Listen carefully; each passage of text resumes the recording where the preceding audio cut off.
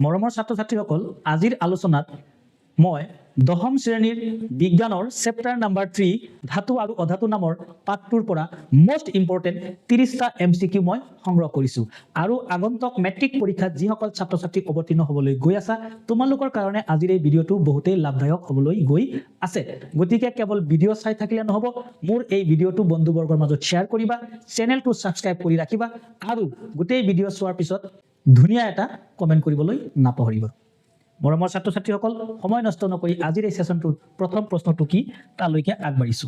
আজিৰ সেশনটোৰ প্ৰথম প্ৰশ্ন যে কোঠালীৰ উষ্ণতাত তৰল অৱস্থাত থকা ধাতুটোৰ নাম কি ইয়াৰে শুদ্ধ উত্তৰটো হ'ল পাৰা বা মাৰ্কাৰী এইটো আমি জানো ধাতুবিলাক সাধাৰণতে কি কঠিন কিন্তু এটাই মাত্ৰ কি আছে ধাতু আছে যি নেকি তৰল অৱস্থাত পায় তাৰ নাম হ'ল কি পাৰা বা কি মাৰ্কাৰী আৰু সোডিয়ামৰ কথা তোমালোকে এই হিচাপে মনত ৰাখি থব পাৰা যদি পৰীক্ষাত আহে যে কটাৰীৰে কাটিব পাৰা ধাতুটোৰ নাম কি যদি তাত সোডিয়াম থাকে তেতিয়া হলে তুমি সোডিয়ামত টিক মাৰি থৈ আহিবা নেক্সট কোৱেশ্চন আমি 2 নম্বৰ প্ৰশ্ন প্ৰত্যেকটো প্ৰশ্ন কিন্তু মোস্ট ইম্পৰ্টেন্ট গতিকে ভিডিঅটো হেকলৈ চাবা আটাইতকৈ নমনীয় ধাতুটো কি এই যে নমনীয় কৈছে নমনীয়তা মানে কি যে ধাতু এটা টানি দীঘল তাৰলৈ পৰিণত কৰিব পাৰা গুণটোক নমনীয়তা বোলে হয়নে এতিয়া আটাইতকৈ নমনীয় কোনটো ধাতু আইৰনে হ'ব নে জিংকে হ'ব নে কিবা হ'ব ইয়াতে অপচন কৈছে এলুমিনিয়াম নহয় ইয়াৰ শুদ্ধ উত্তৰটো হ'ল কি সোণ গোল্ড আৰু এটা কথা মনত ৰাখি থোৱা যে 1 গ্ৰাম সোণৰ পৰা 2 কিলোমিটাৰ দৈৰ্ঘ্যৰ আমি কি পাব পাৰি তাৰ পাব পাৰি দেই তেতিয়া হলে কিমান নমনীয় অলপ চিন্তা কৰা 1 গ্ৰামৰ পৰা 2 কিলোমিটাৰ দৈৰ্ঘ্যৰ কি পাব পাৰি তাৰ পাব পাৰি আটাইতকৈ নমনীয় ধাতুটো তেতিয়া হলে কি হ'ল সোণ নেক্সট কোৱেশ্চন নাম্বাৰ 3 সাধাৰণতে ধাতুয়ে এসিডৰ সৈতে বিক্ৰিয়া কৰি কি গেছ উৎপন্ন কৰে একদম সহজ এইটো আমি সকলোৱে জানো যে ধাতু যোগ কি ধাতুয়ে এসিডৰ সৈতে যদি বিক্ৰিয়া কৰে তেতিয়া হলে উৎপন্ন হয় সেইফালে ধাতুটোৰ লৱণ লগতে এটা গেছ উৎপন্ন হয় যাৰ নাম হ'ল হাইড্ৰোজেন গেছ শুদ্ধ উত্তৰ কি গেছ হাইড্ৰোজেন গেছ এই ধাতুটোৰ লৱণ যে লৱণ এটা উৎপন্ন হয় এই লৱণটো কি প্ৰকৃতিৰ ক্ষাৰকীয় প্ৰকৃতি দেই ভালকে মনত ৰাখিবা ক্ষাৰকীয় ধাতুয়ে এসিডৰ লগত বিক্ৰিয়া কৰিলে কি উৎপন্ন কৰে লৱণ আৰু হাইড্ৰোজেন গেছ আৰু এই লৱণটো কি সেই ধাতুৰে লৱণ যি ধাতুটো যোগ হ'ব আৰু ধাতুৰ লৱণ সাধাৰণতে কি হয় ক্ষাৰকীয় হয় মোস্ট ইম্পৰ্টেন্ট এই প্ৰশ্নটো এটা মোস্ট ইম্পৰ্টেন্ট প্ৰশ্ন আহিছো আমি নেক্সট প্ৰশ্নলৈ এলুমিনিয়ামৰ ওপৰত অক্সাইডৰ এটা ডাঠ তৰপ সৃষ্টি কৰা পদ্ধতিটো কি বুলি কোৱা হয় এতিয়া এলুমিনিয়ামৰ ওপৰত তোমালোকৰ টেক্সট বুকত তোমালোকৰ কিতাপটোত হুবহু এই প্ৰশ্নটো আছে এলুমিনিয়ামৰ ওপৰত অক্সাইডৰ ডাঠ তৰপ দিয়া প্ৰক্ৰিয়াটোক এনোডাইজিং বুলি কোৱা হয় বা এনোডীকৰণ বুলি কোৱা হয় আৰু কিয় এনেকুৱা কৰে এলুমিনিয়ামৰ গুণাগুণ যাতে অক্ষত থাকে নষ্ট নহয় ক্ষয় যাতে নাযায় তাৰ কাৰণে কি কৰা হয় এনোডাইজিং কৰা হয় নেক্সট প্ৰশ্নটো হ'ল আমাৰ Question number 5 মৰমৰ ছাত্ৰ ছাত্ৰীসকল আশা কৰো তোমালোকৰ ভিডিঅটো ভাল লাগি আছে আৰু হেকলৈ চোৱা অনুৰোধ জনাইছো মই মেট্ৰিক পৰীক্ষাত যদি এইটো চেপ্টাৰৰ পৰা MCQ আহে তেতিয়া হলে মোৰ 30টা তাত থাকিব এইটো মই শিওৰ দিছো তোমালোকক একুৱাৰেজিয়া অসমীয়াত ইয়াক অম্লৰাজ বুলি কোৱা হয় অম্লৰাজ এচিডৰ ৰজা মানে অম্লৰাজ প্ৰস্তুত কৰিবলৈ গাঢ় হাইড্ৰক্লৰিক এচিড আৰু গাঢ় নাইট্ৰিক এচিডক কি অনুপাতত ৰাখিব লাগিব ভালকে চাবা ছাত্ৰ ছাত্ৰীবিলাকে এইবিলাক নাচান ছাত্ৰ ছাত্ৰীকে কি কৰে মুখস্থ কৰি পেলাই ডাইৰেক্ট কি কৰে মুখস্থ বহুত বেয়া দেই তুমি জানিব লাগিব যদি হাইড্ৰক্লৰিক এচিডৰ নামটো আগত আছে আৰু নাইট্ৰিক এচিডৰ নামটো যদি পিছত আছে তেতিয়া হলে অনুপাত হ'ব 3:1 ভালকে চাবা মানে হাইড্ৰক্লৰিক এচিড যদি 3 ভাগ থাকে তাত নাইট্ৰিক এচিড কিমান ভাগ থাকিব 1 ভাগ এইটো হ'ল আমাৰ একুৱাৰেজিয়া আকৌ যদি নাইট্ৰিক এচিডটো যদি প্ৰথম দি দিয়ে এনেকে টেকনিক খটাই দিব পাৰে যে নাইট্ৰিক এচিড আৰু হাইড্ৰক্লৰিক এচিডৰ কি অনুপাত থাকিব পাৰে এইটো হলে কিন্তু 1:3 হ'ব দেই গতিকে ডিপেন্ড কৰিব এচিডৰ অৱস্থানৰ ওপৰত ইয়াতে হাইড্ৰক্লৰিক এচিড প্ৰথম আছে নাইট্ৰিক এচিড পিছত আছে তেতিয়া হলে শুদ্ধ উত্তৰটো হ'ব 3:1 এই দুটা চাব লাগিব আগতে নহলে 3:1 মুখস্থ কৰি গলেতো ভুলে হৈ যাব হয়নে এটা মোস্ট ইম্পৰ্টেন্ট প্ৰশ্ন মোস্ট ইম্পৰ্টেন্ট নেক্সট আমি আহিছো কোৱেশ্চন নম্বৰ কি লৈ 6 লৈ আয়নীয় যৌগসমূহৰ গলনাংক আৰু উতলাংক কি অতি বেছি আয়নীয় যৌগসমূহৰ গলনাংক বেছি উতলাংক বেছি এইটো হ'ল আয়নীয় যৌগৰ এটা কি ধৰ্মৰ ভিতৰত পৰিছে কোনবিলাক আয়নীয় যৌগ যেনে সোডিয়াম ক্লোৰাইড তাৰ পিছত ধৰা লিথিয়াম ক্লোৰাইড তাৰ পিছত ধৰা তুমি ক্যালসিয়াম ক্লোৰাইড এইবিলাক হ'ল আমাৰ কি যৌগ আয়নীয় কি যৌগ এই যৌগবিলাকৰ গলনাংক বেছি উতলাংক বেছি লগতে আৰু এটা কথা জনাই থওঁ এইবিলাক যৌগ পানীত দ্ৰৱণীয় পানীত কিন্তু কি দ্ৰৱণীয় পানীত কিন্তু দ্ৰৱণীয় কিন্তু কেৰোচিন হোক বা পেট্ৰলে হোক বা ডিজেল হোক এইবিলাক দ্ৰাৱকত কিন্তু অদ্ৰৱণীয় মোস্ট ইম্পৰ্টেন্ট এইটো কথাও কিন্তু মোস্ট ইম্পৰ্টেন্ট প্ৰত্যেকটো প্ৰশ্নই কিন্তু মোস্ট ইম্পৰ্টেন্ট নেক্সট আছে আমাৰ যে ধাতুৰ নিষ্কাশনত কাৰ্বনেট আকৰিকক অক্সাইডলৈ ৰূপান্তৰ কৰা পদ্ধতিটো কি মোস্ট ইম্পৰ্টেন্ট চাবা দেই এতিয়া মই উদাহৰণ লৈছো যেনিবা জিংক কাৰ্বনেট এটো হল এটা কি কাৰ্বনেট আকৰিক ৰাইট জিংক কাৰ্বনেট আকৰিক আৰু ইয়াক যদি আমি অক্সাইডলৈ ৰূপান্তৰ কৰিব খুজো তেতিয়া হলে ইয়াৰ কাৰণে এটা পদ্ধতি আছে দগ্ধীকৰণ বা ক্যালচিনেশন মনত ৰাখিবা আকৌ এনেকুৱা ধৰণৰ প্ৰশ্ন কেতিয়া আহিব পাৰে কেতিয়াবা যে সালফাইড আকৰিক কি আকৰিক কাৰ্বনেট নহয় যদি সালফাইড দিয়ে উদাহৰণ জিংক সালফাইড এই সালফাইড আকৰিকক অক্সাইডলৈ ৰূপান্তৰ কৰা প্ৰচেছটো আকৌ কি তাপজাৰণ এই দুটা বস্তু মনত ৰাখিব লাগিব তাপজাৰণ ৰষ্টিং তাপজাৰণ কাৰ্বনেট আকৰিকক কি কাৰ্বনেট আকৰিকক কি কৰিব লাগে দগ্ধীকৰণ আৰু সালফাইড আকৰিকক কি তাপজাৰণ মোস্ট ইম্পৰ্টেন্ট তাপজাৰণ এই দুটা বস্তু মোস্ট ইম্পৰ্টেন্ট পৰীক্ষাত আহিব সালফাইড আকৰিকক অক্সাইডলৈ ৰূপান্তৰ কৰা প্ৰক্ৰিয়াটো কি বুলি কোৱা হয় তাপজাৰণ আৰু কাৰ্বনেট আকৰিকক অক্সাইডলৈ ৰূপান্তৰ কৰা প্ৰক্ৰিয়াটো কি বোলে দগ্ধীকৰণ একদম মোস্ট ইম্পৰ্টেন্ট চাই লবা নেক্সট প্ৰশ্ন মোস্ট ইম্পৰ্টেন্ট ব্ৰঞ্জ কি তো মৰমৰ ছাত্ৰ ছাত্ৰীসকল প্ৰত্যেকবাৰেই শংকৰ ধাতুৰ পৰা এটা প্ৰশ্ন কিন্তু আহে এই বুলি মই দিছো কি ব্ৰঞ্জ কাৰ মিক্সচাৰ কি মিশ্ৰণ ইয়াৰে শুদ্ধ উত্তৰটো হল কপাৰ আৰু টিন ভালকে চাবা দে কপাৰ আৰু কি টিন এই কপাৰ প্লাস টিন এটো হল আমাৰ ব্ৰঞ্জ আৰু কপাৰ আৰু জিংক এটো হল ব্ৰাছ দেই কপাৰ আৰু জিংকৰ শংকৰ ধাতুটো কি বোলে ব্ৰাছ বুলি কোৱা হয় যাক আমি পিতল বুলি কওঁ পিতল আইৰন আৰু নিকেলৰ শংকৰ ধাতুক ইনভাৰ বুলি কোৱা হয় ইনভাৰ বা পাৰ্মেলয় মোস্ট ইম্পৰ্টেন্ট এইটো এটা মোস্ট ইম্পৰ্টেন্ট প্ৰশ্ন শংকৰ ধাতুৰ পৰা কিন্তু প্ৰত্যেকবাৰে এটা প্ৰশ্ন কিন্তু আহে গতিকে ভালকে জানি থবা যে ব্ৰঞ্জ কাৰ মিক্সচাৰ ব্ৰঞ্জ হল আমাৰ কপাৰ আৰু টিনৰ মিশ্ৰণ আৰু কপাৰৰ লগত যদি জিংকৰ মিক্সচাৰ আহি যায় তেতিয়া হলে তাৰ নাম হ'ব কি ব্ৰাছ মানে পিতল নেক্সট আমি কোৱেশ্চন নম্বৰ 9 সালফাইড আকৰিকক অক্সাইডলৈ পৰিৱৰ্তন কৰা পদ্ধতিটো এই জাস্ট এই প্ৰশ্নটোৰ আগত আমি পাইছো সালফাইড আকৰিকক যদি আমি অক্সাইডলৈ কি কৰিব পাৰো পৰিৱৰ্তন কৰিব খুজো তেতিয়া হলে কি পদ্ধতি ব্যৱহাৰ কৰা হয় তাপজাৰণ মনত আছে নে আৰু কাৰ্বনেট আকৰিক যদি হয় তাক কিন্তু দগ্ধীকৰণ এই দুটা বস্তু মনত ৰাখিবা দগ্ধীকৰণ আৰু কি তাপজাৰণ বিৰাটেই ইম্পৰ্টেন্ট হয় না আৰু ক্যালচিনেশন মানে কি হেতুৱে হয় না নেক্সট প্ৰশ্ন নম্বৰ 10 লুৰ লগত কি মিহলালে ষ্টেইনলেছ ষ্টিল নিষ্কলংক তীখা পোৱা যায় ষ্টেইনলেছ ষ্টিল মানে নিষ্কলংক তীখা মানে এবিধ কি ধাতু শংকৰ ধাতু মানে এলয় তাত কি মিহলাব লুৰ লগত কি মিহলাব লাগে নিকেল আৰু ক্ৰমিয়াম যদি আমি মিক্স কৰো তেতিয়া হলে আমি কি পাম নিষ্কলংক তীখা পাম আমি যে কি কৰিবলৈ ৰেজৰ বিলাকত খুৰ বিলাকত যে ব্লেড ব্যৱহাৰ কৰে সেই ব্লেডটো কি নিষ্কলংক তীখাৰ এটা কি উদাহৰণ এটো এটা মোস্ট ইম্পৰ্টেন্ট প্ৰশ্ন চাবা শংকৰ ধাতুৰ পৰা মই ৰাখিছো এটো নেক্সট প্ৰশ্নটোত কৈছে সিনেবাৰ মাৰ্কাৰী সালফাইড এটো মাৰ্কাৰী সালফাইড কোনটো ধাতুৰ আকৰিক এটো কপাৰৰ আকৰিক নেকি নহয় জিংকৰ আকৰিক নেকি নহয় এটো কি চিন এটো মাৰ্কাৰী গতিকে শুদ্ধ উত্তৰটো কি মাৰ্কাৰী কি বা পাৰাৰ কি আকৰিক সিনেবাৰ কাৰ আকৰিক পাৰাৰ আকৰিক নেক্সট এইটো এটা মোস্ট ইম্পৰ্টেন্ট প্ৰশ্ন ধাতু বিলাকৰ বিদ্যুৎ বিশ্লেষণৰ ওপৰত মই এই প্ৰশ্নটো লৈছো বিদ্যুৎ বিশ্লেষণীয় শোধনত বিশুদ্ধ ধাতুৰ কথা যদি আহে তেতিয়া হলে উত্তৰ হ'ব কেথোডত ওকে আৰু অশুদ্ধ ধাতু যদি কয় তেতিয়া হলে এনোডত হ'ব এটা কি কৈছে বিশুদ্ধ ধাতুটো ক'ত জমা হ'ব কেথোডত জমা হ'ব আৰু অশুদ্ধ ধাতুটো কি হিচাপে ব্যৱহাৰ কৰা হয় এনোড হিচাপে ব্যৱহাৰ কৰা হয় হয়নে গতিকে বিশুদ্ধ যেতিয়া শব্দটো আহিব তেতিয়া হলে কি আহিব উত্তৰটোত কেথোড আহিব নেক্সট প্ৰশ্নটো হল গৈ আমাৰ 13 নম্বৰ প্ৰশ্নত সুধিছে মোস্ট ইম্পৰ্টেন্ট এটো পৰীক্ষাত কেইবাবাৰো আহিছে এটা মৌলই এটো তোমালোকৰ টেক্সট বুকতো আছে টেক্সট বুকৰ পৰা হুবহু লোৱা হৈছে এটা মৌলই অক্সিজেনৰ সৈতে বিক্ৰিয়া কৰি উচ্চ গলনাংক যৌগ উৎপন্ন কৰে এই যৌগটো পানীত আকৌ কি দ্ৰৱণীয় সেই মৌলটো কি শুদ্ধ উত্তৰ ক্যালসিয়াম কাৰণ ক্যালসিয়ামে অক্সিজেনৰ সৈতে বিক্ৰিয়া কৰি উৎপন্ন কৰে ক্যালসিয়াম অক্সাইড ই হল উচ্চ গলনাংক বিশিষ্ট মৌল ইয়াৰ গলনাংক যদি এবাৰ চাও তেতিয়া হলে মোটামুটি 26 ডিগ্ৰী সেন্টিগ্ৰেড ইয়াৰ গলনাংক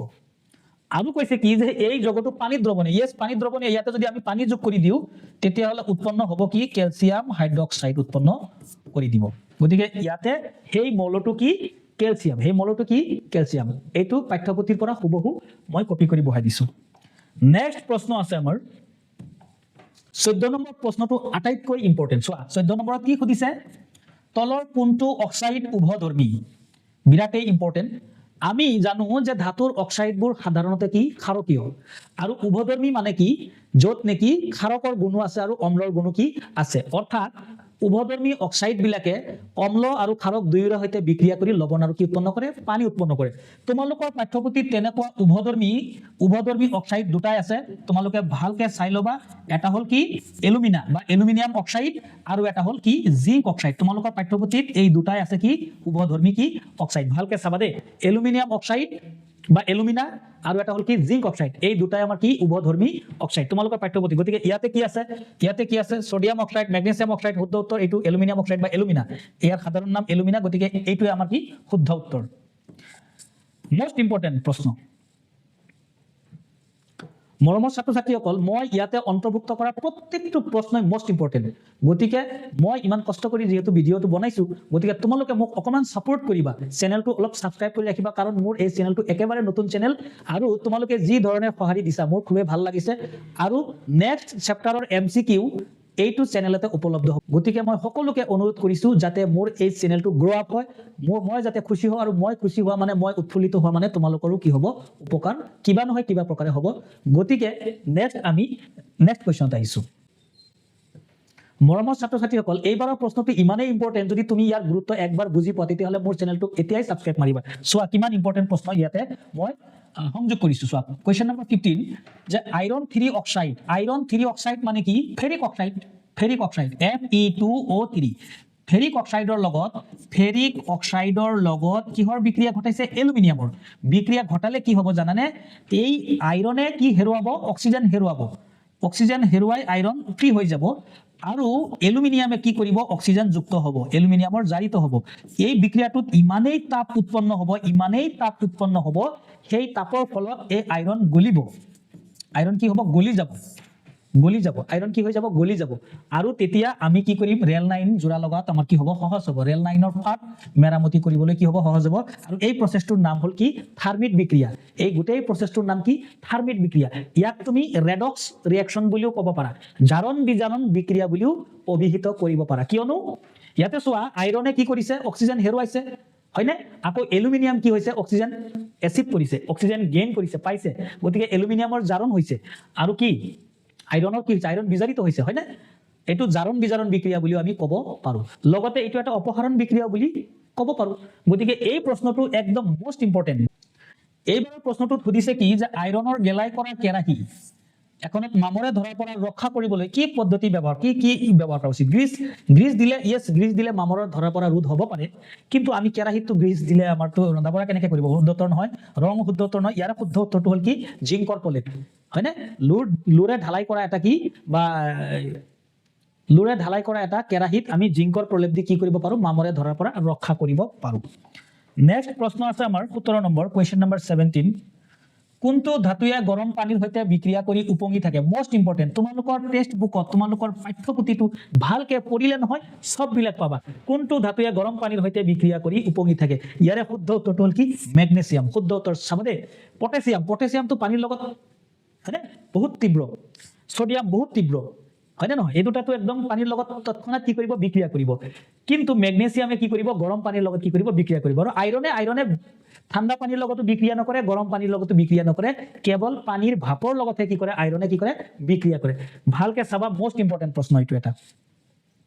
নেক্সট আমি আহিছো কোৱেশ্চন নম্বৰ 18 মৰমৰ ছাত্ৰ-ছাত্ৰীসকল প্ৰত্যেকটো প্ৰশ্নয়ে মোস্ট ইম্পৰ্টেন্ট এইবাৰৰ প্ৰশ্নটো তুমি আচৰিত হৈ যাবা চোৱা সিলভাৰৰ বস্তু এটা কিছুদিন যদি বাহিৰত কি কৰি পেলাই থও তেতিয়া হলে কি হ'ব কলা হয় কিয় কলা হয় জানানে তাৰ মেইন কাৰণটো হ'ল কলা হোৱাৰ মূল দায়ী কি সিলভাৰ সালফাইড দেই এইটো সিলভাৰ সালফাইড কলা যে হয় কিহৰ কাৰণে হয় সিলভাৰ সালফাইড হয় এতিয়া বাহিৰত এনেকুৱা কি বস্তু পায় কি বস্তুৰ লগত বিক্ৰিয়া হয় এতিয়া এই ৰিয়েকশ্যনটো মই লিখি দিছোঁ, এইটো হ'ল চিলভাৰ, এইটো কি চিলভাৰ, চিলভাৰৰ লগত হাইড্ৰজেন সালফাইড, আমাৰ বায়ুমণ্ডলত কি আছে হাইড্ৰজেন সালফাইড আছে, কিছু পৰিমাণে হাইড্ৰজেন সালফাইড আছে। এই চিলভাৰে হাইড্ৰজেন সালফাইডৰ লগত যদি ৰিয়েকশ্যন কৰে তেতিয়াহ'লে উৎপন্ন হ'ব চিলভাৰ সালফাইড। এই কলা ৰংটো হয় ইয়াৰ কাৰণে, আৰু বায়ুৰ কি উপাদান আছে তাত হাইড্ৰজেন সালফাইড। ইয়াৰ শুদ্ধ উত্তৰটো হ'ল অপশ্যন গ, হাইড্ৰজেন সালফাইড। অৰ্থাৎ বায়ুত থকা হাইড্ৰজেন সালফাইডৰ কাৰণে চিলভাৰৰ বস্তু এটা পেলাই থলে কি হয় কলা হয়। মোস্ট ইম্পৰ্টেণ্ট প্ৰশ্ন। এই ক্ষয়ী ভৱন, এই যে টপিকটো যে হ'ল, এই টপিকটো ক'ৰ পৰা তোমাৰ পাঠ্যপুথিত আছে, ক্ষয়ী ভৱন চোৱা, তোমাৰ পাঠ্যপুথি মেলি চোৱা, ক্ষয়ী ভৱনত এই চিলভাৰৰ বস্তু, কপাৰৰ বস্তু আৰু এটা আছে আইৰণৰ, এই তিনিটা বস্তু কিন্তু ক্ষয়ী ভৱনত আছে। মোস্ট ইম্পৰ্টেণ্ট, চিলভাৰৰ বস্তু কলা হয়, আইৰণৰ বস্তু বাহিৰত পেলাই থলে মুগা হয়, আৰু কপাৰৰ বস্তু এটা বাহিৰত পেলাই থলে সেউজীয়া হয়। একদম মোস্ট ইম্পৰ্টেণ্ট, মই কৈছো নহয় ক্ষয়ী ভৱন নামৰ টপিকটো ওলাই তুমি পঢ়ি লোৱা ভালকে। ধাতুৰ নমনীয়তা গুণটোৱে কি বুজায়, নমনীয়তা গুণটোৱে কি বুজায়, ধাতু এটা টানি দীঘল তাৰলৈ ৰূপান্তৰিত কৰিব পৰাটো বুজায়, ধাতু টানি ৰূপান্তৰিত কৰিব পৰা ন, হয়নে, ধাতুক টানি তাৰলৈ এইটোৱে বুজায়। পিঠি পাতল পাত তৈয়াৰ কৰিব, এইটো কি ঘাত সহনীয়তা, ধাতু এটা কোবাই পাতলৈ ৰূপান্তৰ কৰিব পৰা গুণটোক ঘাত সহনীয়তা বোলে। কিন্তু ইয়াতে কি কৈছে নমনীয়তা হ'ল টানি তাৰলৈ ৰূপান্তৰ কৰিব পৰা ক্ষমতা। এইটো আমাৰ শুদ্ধ উত্তৰ। নেক্সট আছে আমাৰ অপশ্যন, নেক্সট কুৱেশ্যন নম্বৰ 20 চোৱা, মোস্ট ইম্পৰ্টেণ্ট। তলৰ কোনটো ধাতুৱে চেঁচা বা গৰম পানীৰ সৈতে বিক্ৰিয়া নকৰে। মই অলপ আগতে মোৰ এই ভিডিঅ'টো অকণমান ৰিভাৰ্চ কৰি চোৱা, মই কিন্তু কৈছিলো যে এনেকুৱা এটা ধাতু আছে যি ধাতুৱে ঠাণ্ডা পানীৰ লগতো বিক্ৰিয়া নকৰে, গৰম পানীৰ লগতো কি নকৰে বিক্ৰিয়া নকৰে। শুনি লোৱা ভালকে, ছডিয়াম পটেছিয়াম ঠাণ্ডা পানীৰ সৈতেও তীব্ৰভাৱে বিক্ৰিয়া কৰে, গৰম পানীৰ সৈতেতো কথাই নাই। নেক্সট আহিলো আমি কি, তাৰপিছত আহিলো আমি মেগনেছিয়ামে কেৱল গৰম পানীৰ সৈতে বিক্ৰিয়া কৰি উপঙি থাকে বাছ। ওকে, নেক্সট আহিলো আমি এনেকুৱা এটা ধাতু আছে যি নেকি ঠাণ্ডা পানীৰ লগতো বিক্ৰিয়া নকৰে, গৰম পানীৰ লগতো বিক্ৰিয়া নকৰে, ই কেৱল পানীৰ ভাপৰ সৈতে, জলীয় ভাপৰ সৈতে বিক্ৰিয়া কৰে, তাৰ নাম হ'ল আমাৰ আইৰণ। তাৰ নাম কি আইৰণ। আইৰণে একমাত্ৰ ধাতু যি ধাতুৱে নেকি ঠাণ্ডা পানীৰ লগত বিক্ৰিয়া নকৰে, গৰম পানীৰ লগত নকৰে, কেৱল মাত্ৰ পানীৰ ভাপৰ লগত কি কৰে বিক্ৰিয়া কৰে। মোস্ট ইম্পৰ্টেণ্ট, এইটো মোস্ট ইম্পৰ্টেণ্ট। নেক্সট প্ৰশ্নটো হ'ল আমাৰ চিলভাৰৰ বস্তু বায়ুৰ সংস্পৰ্শত আহিলে কলা পৰাৰ কাৰণ কি। এই চিলভাৰৰ বস্তু মই ইতিমধ্যে কৈছো, এইটো প্ৰশ্নৰ আগতে দেখোন কলো, চিলভাৰৰ বস্তু এটা বায়ুৰ সংস্পৰ্শলৈ আহিলে এইটো কি চিলভাৰ, বায়ুত কি আছে কিছু পৰিমাণে হাইড্ৰজেন সালফাইড আছে, হয় না নহয়, কিছু পৰিমাণে কি হাইড্ৰজেন সালফাইড আছে, ইয়াৰ লগত বিক্ৰিয়া কৰি উৎপন্ন কৰিব কি চিলভাৰ সালফাইড। এই চিলভাৰ সালফাইডৰ কাৰণে কি হয় কলা হৈ যায়। ইয়াতে চিলভাৰ সালফাইডৰ কাৰণে কি হয় কি চিলভাৰৰ বস্তু এটা বাহিৰত হলে কি হয় কলা পৰি যায়। প্ৰত্যেকটো প্ৰশ্নই মোস্ট ইম্পৰ্টেণ্ট। এইবাৰ আমি কুৱেশ্যন নম্বৰ 22, মই কিমান কষ্ট কৰি ভিডিঅ'বিলাক বনাইছো, তোমালোকে যদি মোৰ কষ্টৰ কথা একবাৰ শুনা তোমালোক আচৰিত হৈ যাবা। গতিকে মই সকলোকে অনুৰোধ জনাইছো, হাতযোৰ কৰি অনুৰোধ জনাইছো, মোৰ এই চেনেলটো ছাবস্ক্ৰাইব কৰিবা, কিয়নো মোৰ এই চেনেলটো একেবাৰে নতুন চেনেল আৰু কিছুদিনৰ ভিতৰত অসমৰ 1 নম্বৰ চেনেল হবলৈ গৈ আছে। ইয়াৰ পিছত আমি আহিছো লুৰ টাৱা এখন মামৰে ধৰাৰ পৰা ৰক্ষা কৰিবলৈ তলৰ কোনটো পদ্ধতি উপযুক্ত। এতিয়া আইৰণৰ কি এটা টাৱা, লুৰে তৈয়াৰী এটা টাৱা, সেই টাৱাটো মামৰে ধৰিবই, ধৰাটো স্বাভাৱিক কথা। এতিয়া ইয়াৰে কোনটো পদ্ধতি ব্যৱহাৰ কৰিলে, তোমালোকৰ পাঠ্যপুথিত হুবহু এই প্ৰশ্নটো আছে, কিন্তু ষ্টুডেণ্টে কি কৰে ভুল কৰে, ছাত্ৰ ছাত্ৰীয়ে লিখি থৈছে ওপৰত আটাইকেইটা, এইটো মিছা কথা, এইটো নহয়। গ্ৰীজ ব্যৱহাৰ কৰিও আমি কি কৰিব পাৰো,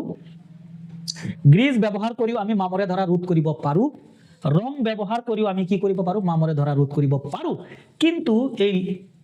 আইৰণ লুৰ টাৱা এই ক্ষেত্ৰত আমি এই দুটাটো ব্যৱহাৰ নকৰোৱে। ইয়াতে উপযুক্ত বুলি কৈছে না নাই, উপযুক্ত ইয়াৰে গোটেইখিনি কি আমি এপ্লাই কৰিব পাৰো, কিন্তু উপযুক্ত কি জিংকৰ প্ৰলেপ। কোনোবাই গিৰিজ দিব নেকি, এই ৰুটি ভজা টাৱা এটাত কোনোবাই গিৰিজ দিব নেকি, নিদিয়া নহয়। গতিকে উপযুক্ত কি জিংকৰ প্ৰলেপ ব্যৱহাৰ কৰি আমি মামৰে ধৰাৰ পৰা ৰোধ কৰিব পাৰো। এইটো মোস্ট ইম্পৰ্টেণ্ট। কিন্তু ছাত্ৰ ছাত্ৰীবিলাকে এইটো অপশ্যন লগাই ভুল কৰে, ওপৰত আটাইকেইটা এই অপশ্যনটো কেতিয়াও নলগাবা, এইটো ভুল অপশ্যন। লুৰ লগত কিমান শতাংশ কাৰ্বন মিহলালে ই কঠিন আৰু শক্তিশালী হয়। মোস্ট ইম্পৰ্টেণ্ট, তোমালোকে জানা যে বিশুদ্ধ আইৰণ কোমল হয়, বিশুদ্ধ আইৰণ কি হয় কোমল হয়, আৰু অলপ তাপ দিলে কি যায় গলি যায়, ভালকে জানি ল'বা। এতিয়া আইৰণৰ লগত কিছু পৰিমাণে যদি আমি কি মিহলাও কাৰ্বন মিহলাও, কিমান মিহলাও কি পৰিমাণে 8%, 0.05% যদি আমি কি মিহলাও আইৰণৰ লগত কাৰ্বন মিক্স কৰি দিওঁ, তেতিয়াহ'লে সেই আইৰণটো একদম মজবুত শক্তিশালী হয়। 8% তোমালোকৰ পাঠ্যপুথিৰ পৰা একদম হুবহু দি দিয়া হৈছে। মোস্ট ইম্পৰ্টেণ্ট চাবা, প্ৰত্যেকটো প্ৰশ্নই মোস্ট ইম্পৰ্টেণ্ট। 24 নম্বৰ প্ৰশ্নত কৈছে কপাৰৰ শোধনত ব্যৱহাৰ হোৱা ইলেক্ট্ৰলাইটটো হ'ল কপাৰৰ বিদ্যুৎ বিশ্লেষ্য হিচাপে যি জলীয় দ্ৰৱ ইলেক্ট্ৰলাইট যি বিদ্যুৎ বিশ্লেষক আমি জানো এনেকে বিদ্যুৎ বিশ্লেষণত এনেকে হয় না এনড থাকিব কেটড থাকিব না নাই আকৌ এটা জলীয় দ্ৰৱ থাকিব এই জলীয় দ্ৰৱটো কি বুলি কৈছে বিদ্যুৎ বিশ্লেষ্য হিচাপে কাক লোৱা হয় কপাৰৰ শোধনত কাক লোৱা হয় ইয়াৰে শুদ্ধ উত্তৰটো হ'ল কি আম্লিক কপাৰ সালফেট এইবিলাক নহয় কপাৰ ক্লোৰাইড ল'ব নোৱাৰি কপাৰ ক্লোৰাইডো ল'ব নোৱাৰি কপাৰ নাইট্ৰেটো ল'ব নোৱাৰি যদিও দুইটাই কিহৰ লৱণ কপাৰৰে লৱণ কিন্তু আমি এই দুটাক আমি ল'ব নোৱাৰি কিয় ল'ব নোৱাৰি বহুত ডিটেইলছ ক'বলৈ গ'লে ভিডিঅ'ত শেষ নহ'ব গতিকে শুদ্ধ উত্তৰটো হ'ল আম্লিক এচিডীকৃত কপাৰ সালফেট শুদ্ধ উত্তৰ কপাৰৰ বিদ্যুৎ শোধনত বিদ্যুৎ বিশ্লেষক হিচাপে কি ব্যৱহাৰ কৰা হয় আম্লিক কপাৰ সালফেট জানি ল'বা মোস্ট ইম্পৰ্টেন্ট প্ৰশ্ন নেক্সট ইয়াৰ পিছত আৰু এটা মোস্ট ইম্পৰ্টেন্ট কোৱেশ্চন চোৱা 25 নম্বৰ কোনটো ধাতুক বতাহত খোলাকৈ ৰাখিলে ইয়াৰ উজ্জ্বলতা হেৰুৱাই কি কালাৰ হয় হেউজিয়া কালাৰটো মন কৰিবা হেউজিয়া এতিয়া এক নম্বৰ অপচনত কৈছে সিলভাৰ নহয় সিলভাৰ হেউজিয়া নহয় মই ইতিমধ্যে কৈছো সিলভাৰৰ কালাৰ কি হৈ যায় কলা পৰি যায় কাৰণ কি সিলভাৰ সালফাইডৰ কাৰণে মনত আছে না নাই মই নাজানো ভিডিঅটো অকমান ৰিভাৰ্স কৰি চাই লোৱা সিলভাৰৰ কাৰণে কি হয় সিলভাৰৰ কালাৰ কলা পৰে লুৰ কালাৰ কেনেকুৱা হয় মুগা ৰং হৈ যায় কি হৈ যায় মুগা কাৰণ কি ফেৰিক অক্সাইড মামৰ এটো হল ফেৰিক অক্সাইড ইয়াৰ কাৰণে লুৰ কালাৰটো লুক যদি বতাহত ৰাখি দিয়া কালাৰ কি হ'ব মুগা হ'ব সিলভাৰক যদি বতাহত ৰাখি দিয়া তেতিয়া হলে কি হ'ব কলা পৰিব তাম শুদ্ধ উত্তৰ তামক যদি কিহত ৰাখি দিয়া কোত ৰাখি দিয়া বায়ুত যদি ৰাখি দিয়া তেতিয়া হলে হেউজিয়া ৰং হ'ব আৰু সোণ যদি বায়ুত ৰাখে ৰিঅ্যাকশনে নহয় কাৰণ সোণ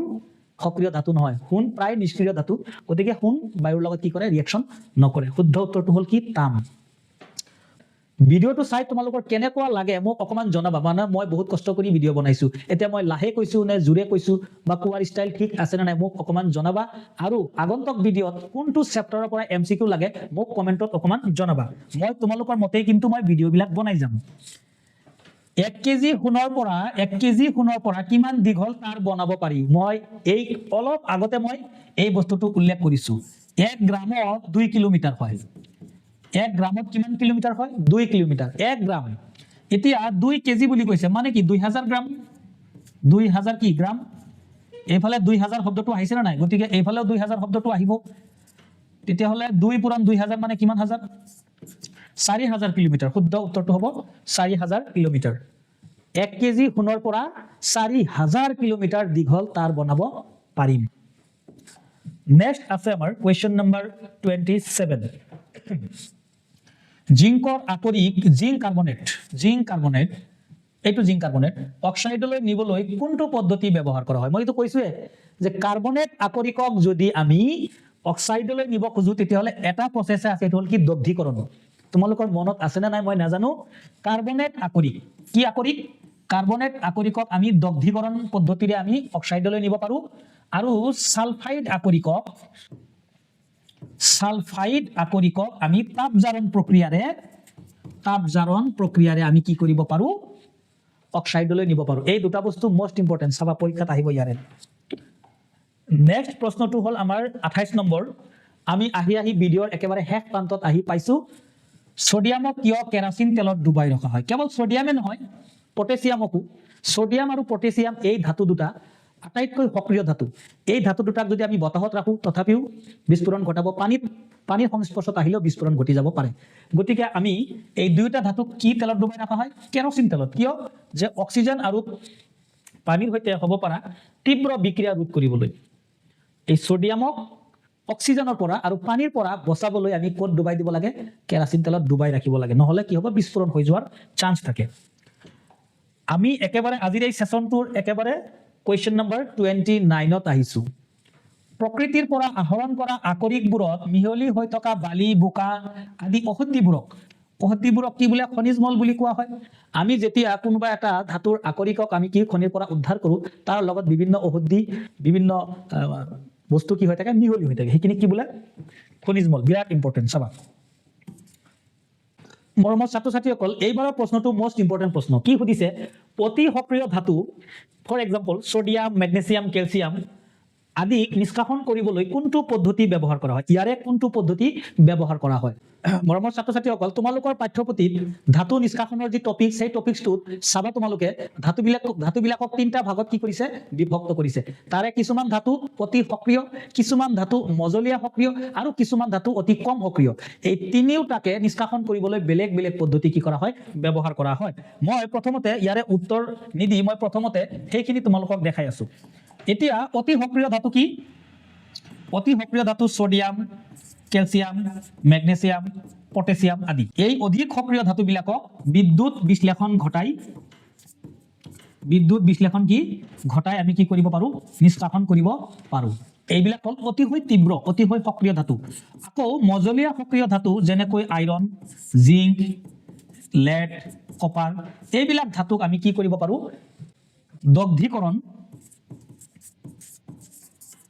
দগ্ধীকৰণ নাইবা কি তাপজাৰণ তাপজাৰণ প্ৰক্ৰিয়াৰে আমি কি কৰিব পাৰো নিষ্কাশন কৰিব পাৰো দগ্ধীকৰণ কেতিয়া কৰিম যদি কাৰ্বনেট আকৰিক হয় কি আকৰিক কাৰ্বনেট আকৰিক হলে আমি দগ্ধীকৰণ আৰু তাপজাৰণ কি সালফাইড আকৰিক হলে সালফাইড আকৰিক হলে কি তাপজাৰণ প্ৰক্ৰিয়া ব্যৱহাৰ কৰি নিষ্কাশন কৰিব পাৰি এইবিলাকক আমি তাপজাৰণ প্ৰক্ৰিয়াৰে কি কৰিব পাৰো নিষ্কাশন কৰিব পাৰো তাপজাৰণ প্ৰক্ৰিয়াৰে কি কৰিব পাৰো নিষ্কাশন কৰিব পাৰো এইটো ক্যাটাগৰী আমাৰ ক'ত আছিল আমাৰ পাঠ্যপুথিতে কিন্তু আছে ধাতুসমূহক তিনিটা ভাগত ভাগ কৰিছিল অধিক সক্ৰিয় মজলীয়া সক্ৰিয় অতিকৈ কম সক্ৰিয়